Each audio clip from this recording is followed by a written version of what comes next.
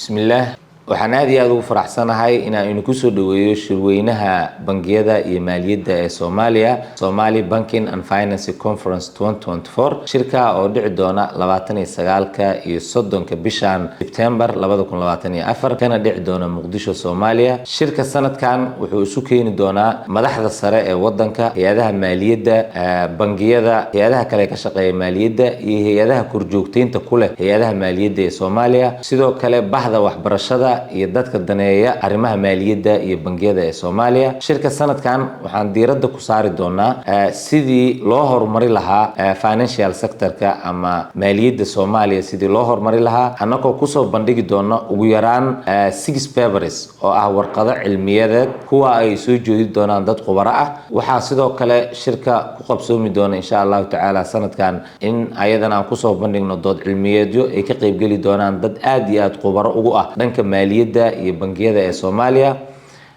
shirka waxaan rajaynaynaa inuu isku keeno 200 ilaa 300 oo qofood oo ah dadka ama bahda daneysa maaliyadda Soomaaliya. waxaan rajaynayaa shirkan inuu noqon doono shir ay miradhal ah kana soo baxaan wax la taaban karo kaasoo horumar gaarsiin doona bangiyada iyo maaliyadda ee Soomaaliya. shirka oo sanadle ah, sanad kasta wixii ka soo baxa waxaan isku daynaa in lagu sii horumariyo maaliyadda iyo bangiyada ee Soomaaliya. sanadkaana wuxuu nooga duunaa doonaa sanadadii hore. warqadaha cilmiyadeed ee lagu soo bandhigi doono ay yihiin kuwa si gaar ah u taabanaya caqabadaha jira ama topigyada mawaadiicda looga hadli doono shirka looga hadli doono.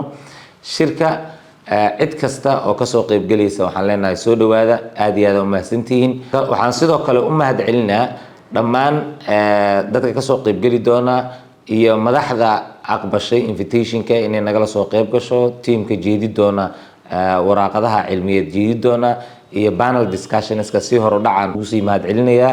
aad iyo aad u mahadsantihiin.